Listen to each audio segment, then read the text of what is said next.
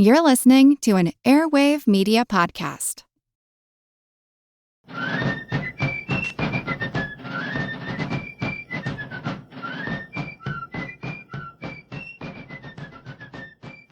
Hello, and thank you for joining the American Revolution. This week, episode 387, The Jay Treaty. Now imagine walking through a major city and seeing crowds of people seething in anger to the point where they are guillotining or burning in effigy the Chief Justice of the United States. This is exactly what happened in many towns and cities across America in the summer of 1795. The focus of their wrath was Chief Justice John Jay. Now, this wasn't over any Supreme Court decision. Instead, it was over a treaty that Jay had negotiated with Britain to prevent another war between the two countries. It would become known as the Jay Treaty, perhaps the most hated treaty in all of American history. Now, to understand the reasons for this level of hatred, we need to understand why the U.S. needed this treaty and why it was so controversial. As we've discussed over the last few episodes, pretty much all of Europe was at war with France in the early 1790s, following the French Revolution. The U.S., still struggling under debts from the Revolutionary War, was in no mood to get involved in a new war. President Washington desperately tried to maintain U.S. neutrality. That would prevent the necessity to spend money on a wartime army and navy, while still trying to maintain the trade necessary to fund the government through tariffs. It was with this concern that Washington sent John Jay to Britain to negotiate a treaty. The friction between Britain and the U.S. never really ended after the Revolutionary War.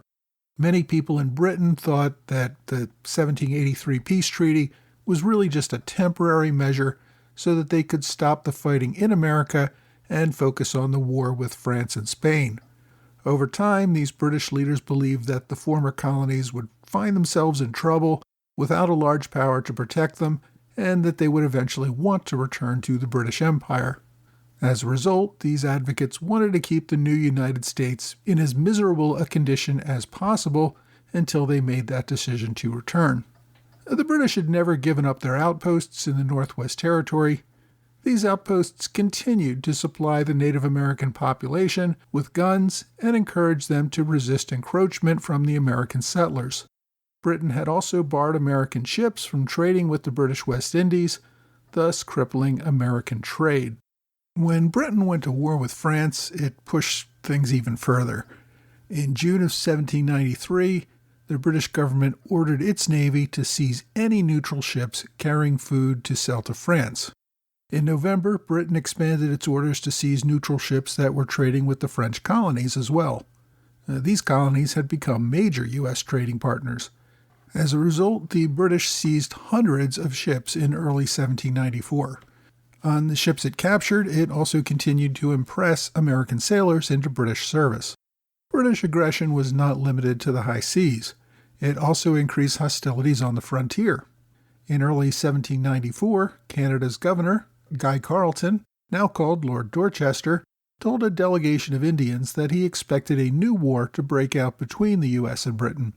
For several years, the lieutenant governor of Upper Canada, John Graves Simcoe, had been calling for the establishment of a buffer state controlled by the Native Americans in those western lands ceded to America in the peace treaty. British forces still maintained their outpost at Detroit, and they pushed even further by building a new Fort Miamis near modern-day Toledo, Ohio. Congress, which still had no navy and not much of an army, could do little about any of this. At the end of March, Congress closed all American ports for 30 days, essentially ending all American trade. The reasoning was that American ships trading with anyone other than Britain would likely be seized, and America wanted to stop trade with Britain in hopes that that might encourage Britain to change its policies.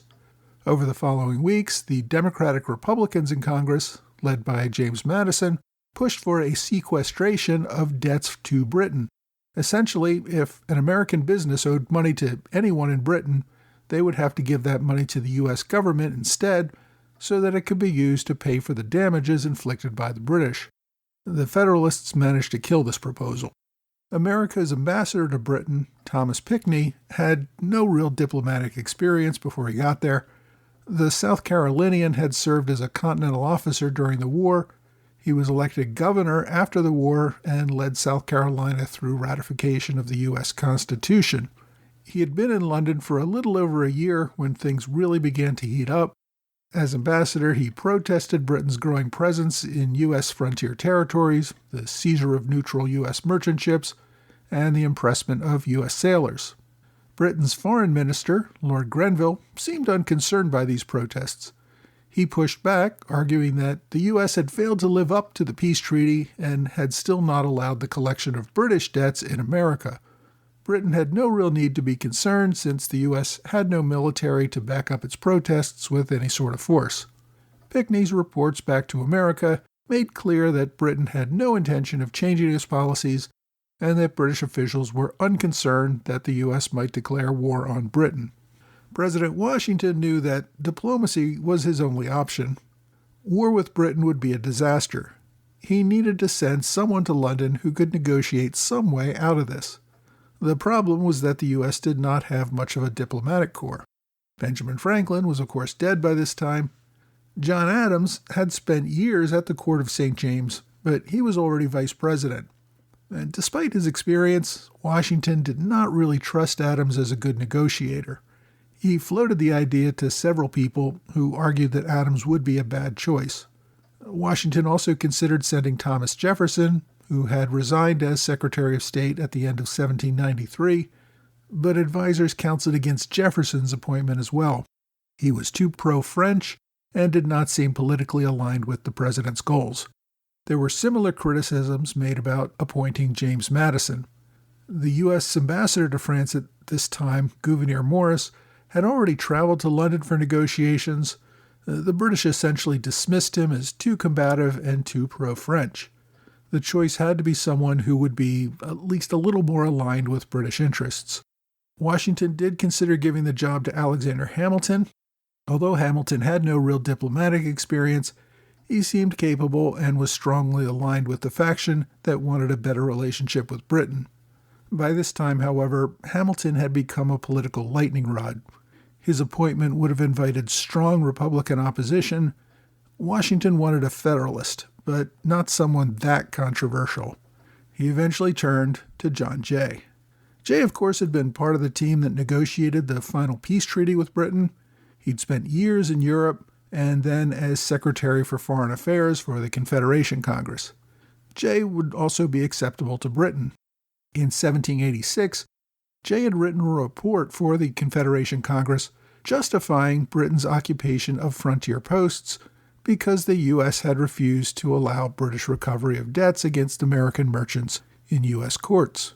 Jay's report had been meant to encourage Congress to take further steps to allow the collection of debts, and his memo was meant to remain secret. But for some inexplicable reason, Jay gave a copy of his report to the British ambassador. This report, of course, made its way to London, and it told British officials that Jay was amenable to the British position. The Americans didn't know all this, but it definitely weakened Jay's negotiating position from the start. The problem with Jay's nomination was that he was already serving on the Supreme Court as Chief Justice.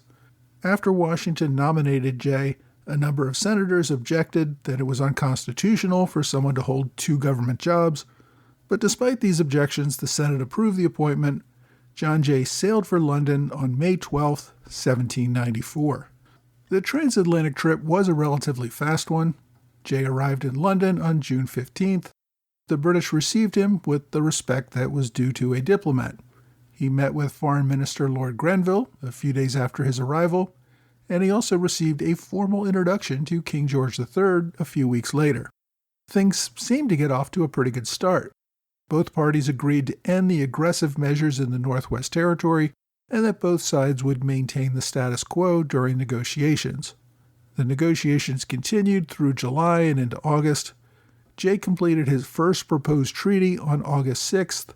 It called for the evacuation of British posts on American territory, compensation for ships seized by the British, and access for American ships to the British West Indies. A few weeks later, Lord Grenville countered with the British proposal. He suggested that boundaries between Canada and the U.S. needed to be adjusted so that Britain had access to the Mississippi River. He was open to trade in the West Indies, but only for smaller ships, under 70 tons. These ships could not profitably make the transatlantic voyage, and therefore would limit trade to trade between the U.S. and the West Indies. It would essentially create a British monopoly on trade between the West Indies and Europe. Jay objected to these British proposals. Giving up over 35,000 acres of U.S. territory to give Britain access to the Mississippi River was simply unacceptable. He also objected to the size limitation on U.S. ships. The U.S. were not British colonies anymore, and Britain should not be permitted to dictate how American merchant ships conducted trade in the West Indies. One of Jay's instructions was to push for the reimbursement of slaves taken during the Revolutionary War. This had been a provision in the 1783 peace treaty that the British simply ignored. Grenville argued that if slaves had on their own traveled into British lines during the war, they were no longer the property of their masters, and Britain should be free to allow them to leave the country. It was a difficult point for Jay to argue, since he personally opposed slavery, and he eventually let the matter drop. Another big issue was the British arming and supplying British tribes in the Northwest Territory. Britain insisted on being permitted to trade with them, but they agreed not to try to forge political ties or supply these tribes in wars against the U.S. Jay countered with total demilitarization of the Great Lakes area. Grenville actually seemed amenable to this. Britain also agreed to limit what it considered contraband in order to allow American shipments of food and other raw materials to Europe. Jay and Grenville debated back and forth for weeks. These were mostly private talks. Even their secretaries didn't participate, and we don't have any formal records of their discussions. One of the main reasons that Britain was willing to debate at all was the fear that the U.S. might join the League of Armed Neutrality. If it did, this might draw other European powers into a war against Britain. So even though the U.S. had no navy of its own, attacks on American shipping could result in other European navies coming to the assistance of the U.S. By the end of September, Jay submitted a draft treaty which included free trade and other expansive rights for neutral shipping. It also prohibited British treaties with the Indian tribes in U.S. territory and affirmed that neither country would arm tribes or encourage war. It also called for the demilitarization of the Great Lakes region, the right of free trade worldwide, except for a limitation on specific contraband items being delivered to Britain's enemies. It barred the impressment of sailors, and that Britain would reduce certain import tariffs. The British, however, began to harden their negotiations and take a more aggressive stance. What happened was Alexander Hamilton had told the British ambassador to the U.S. that America had no interest in joining the League of Armed Neutrality.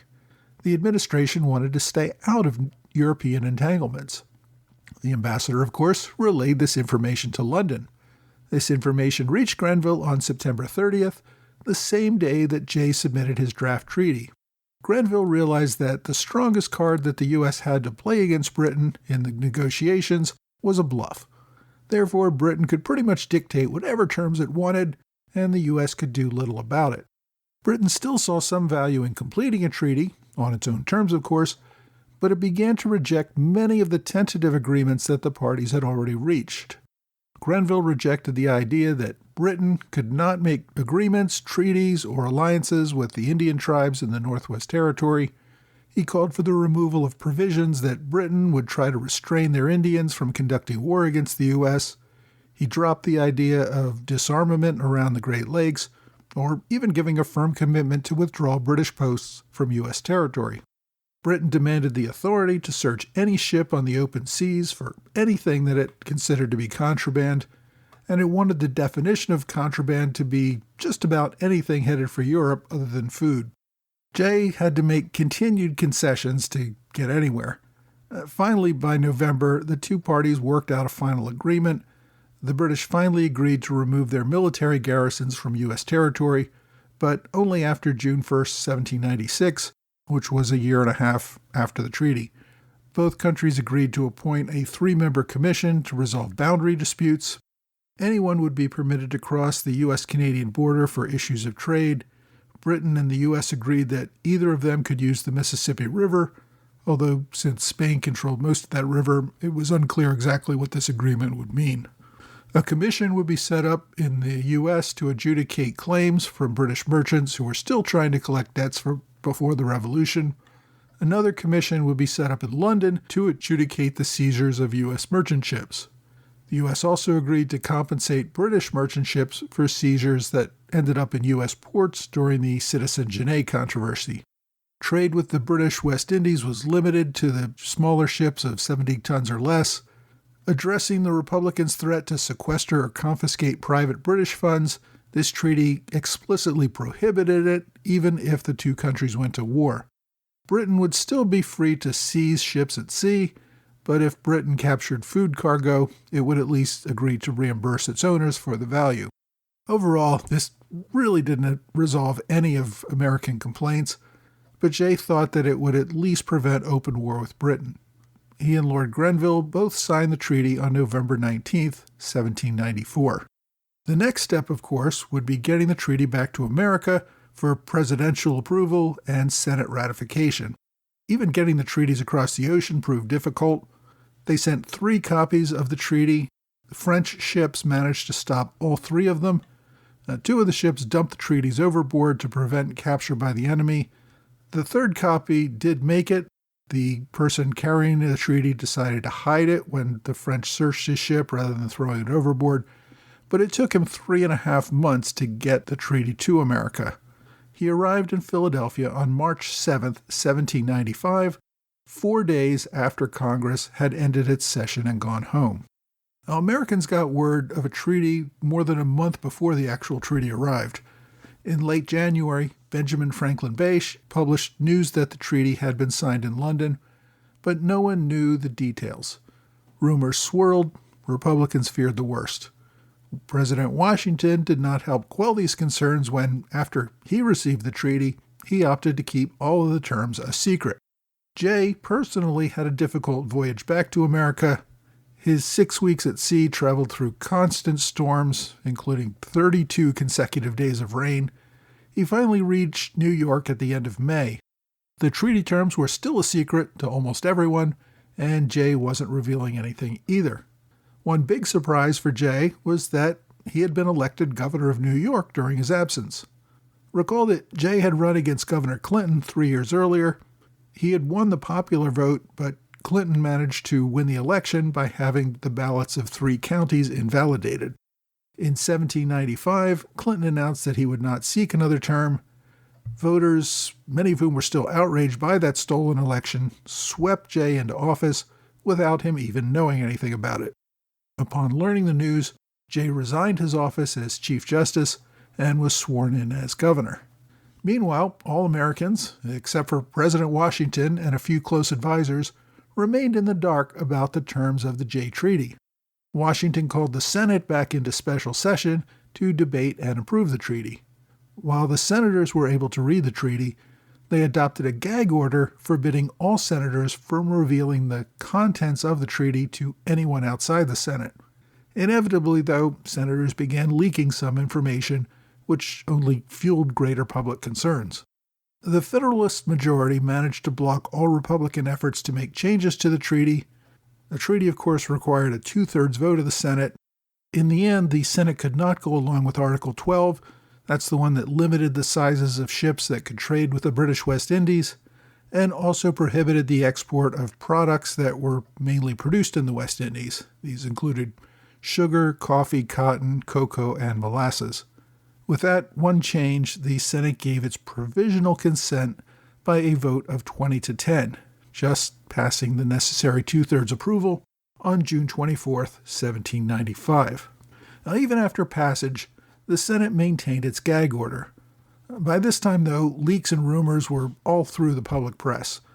A few days after the final vote, one of the opponents in the Senate, Senator Stevens Mason of Virginia, gave a copy of the treaty to Benjamin Franklin Bache, who, of course, was editor of the anti-administration newspaper, the Aurora. On July 1st, Bache published the full text of the treaty. As expected, Americans were outraged by the treaty's terms. It achieved almost nothing that Americans wanted, and actually legitimized some of the actions that the British were doing to Americans. Protests turned into mob riots across America. Jay was burned in effigy. A Philadelphia mob burned a copy of the treaty right in front of the British ambassador's residence, then used stones to shatter all of his windows. One Bostonian wrote on a wall, quote, "Damn John Jay, damn everyone who won't damn John Jay." Another mob in Boston burned a British ship that they believed was acting as a privateer. Alexander Hamilton tried to give a speech supporting the treaty in New York City, but was driven away by mobs throwing stones at him. Republicans organized town meetings calling for rejection of the treaty. While Federalists attempted to run some rallies in support of the treaty, these were overwhelmed by the rallies against it. Despite the outrage, President Washington signed the treaty on August 14, 1795. Washington wasn't really happy with the treaty either, but without a navy and without a sizable army, the treaty was the only way the U.S. could avoid war with Britain. The British Parliament accepted the treaty without Article 12, and the Jay Treaty became the law of the land. Next week, Thomas Paine brings us the Age of Reason.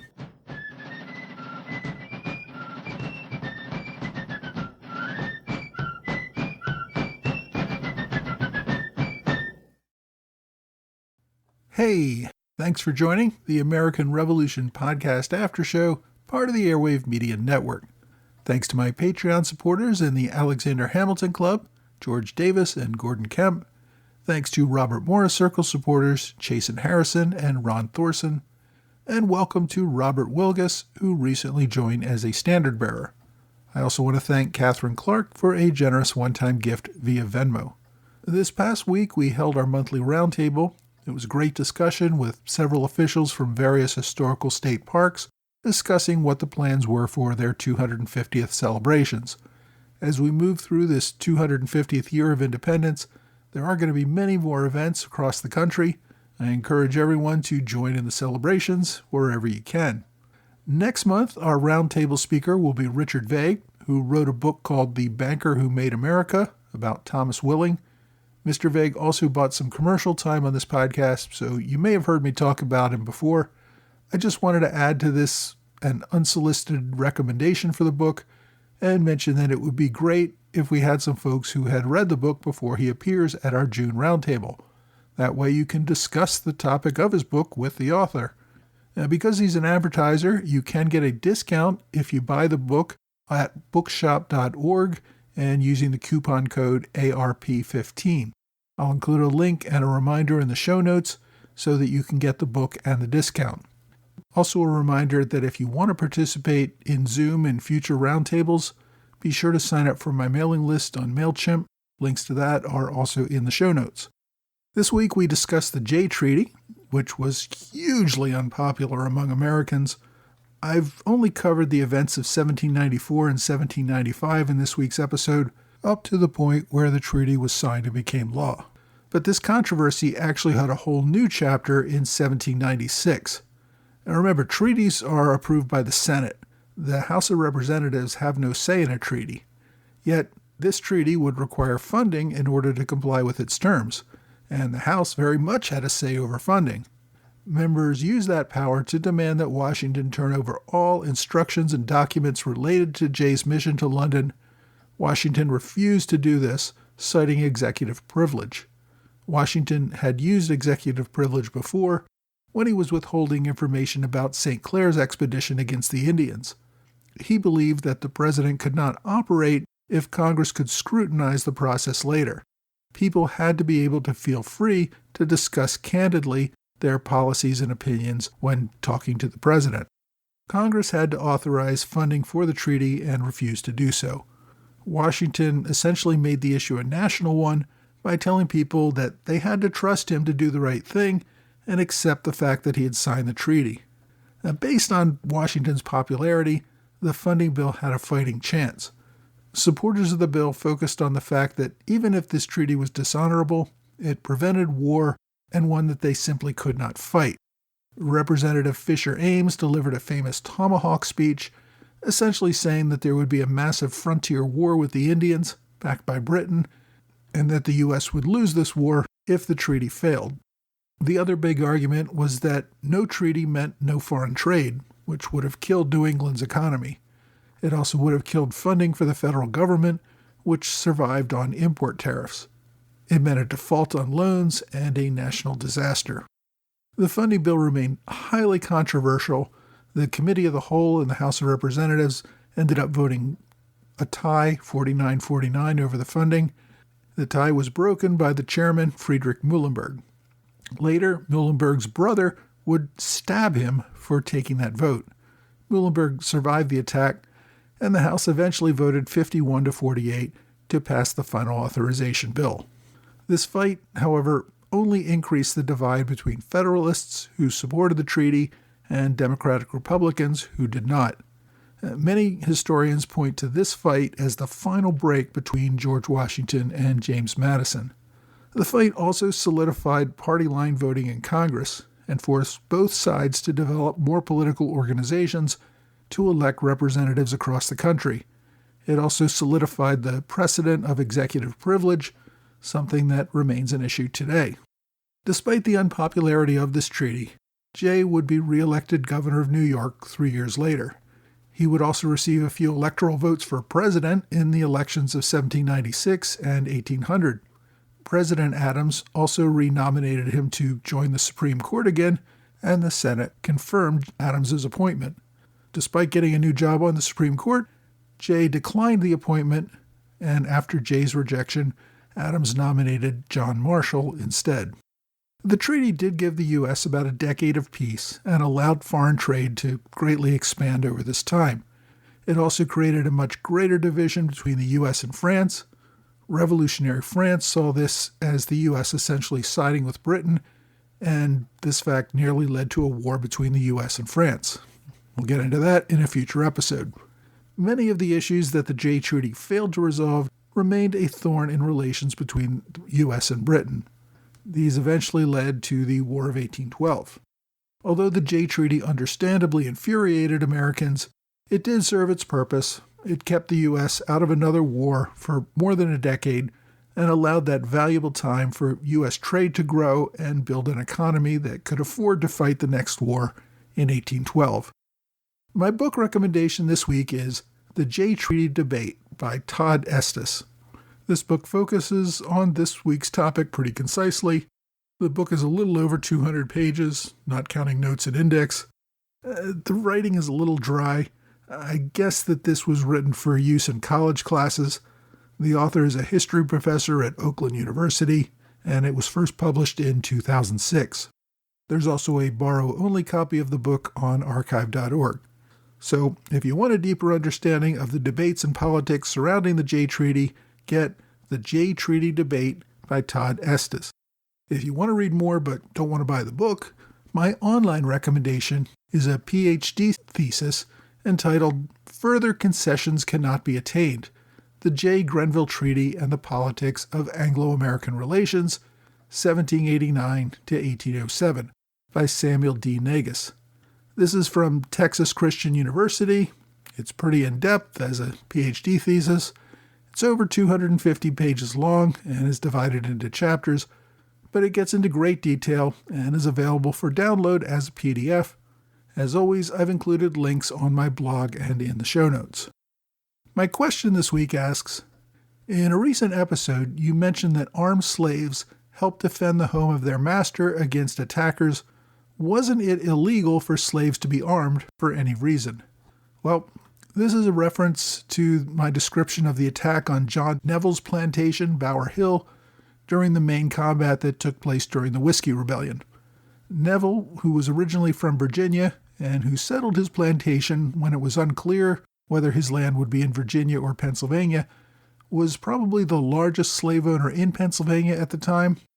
Although Pennsylvania had passed a law that all children born to slaves would be free when they reached adulthood, those who were slaves before the law passed remained slaves for the rest of their lives.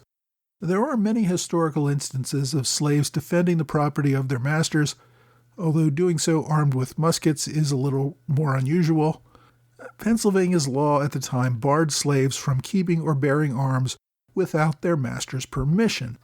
The exception for permission allowed slaves to hunt if the master was okay with that. Usually a slave in that situation would carry a written note from his master approving him carrying the weapon. Now, there's no evidence of any written permission in the case of the slaves' defense of Bower Hill, but it seems pretty clear that they had no problems defending the home and that they were already well acquainted with the use of firearms.